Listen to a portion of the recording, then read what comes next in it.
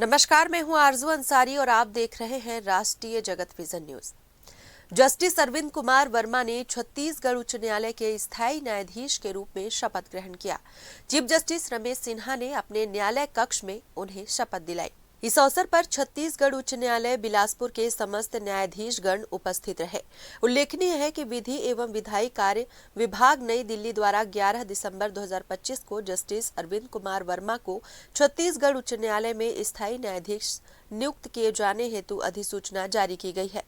उक्त शपथ ग्रहण कार्यक्रम में महाधिवक्ता विवेक शर्मा, वरिष्ठ अधिवक्तागण एवं अधिवक्तागण, रजिस्ट्रार जनरल, रजिस्ट्री न्यायिक अकादमी एवं राज्य विधिक सेवा प्राधिकरण के न्यायिक अधिकारीगण उपस्थित रहे। फिलहाल इस खबर में बस इतना ही। देश प्रदेश की खबरों से अपडेटेड रहने के लिए हमारे चैनल को सब्सक्राइब करें और नए खबरों के नोटिफिकेशन के लिए बेल आइकॉन जरूर दबाएं। नमस्कार।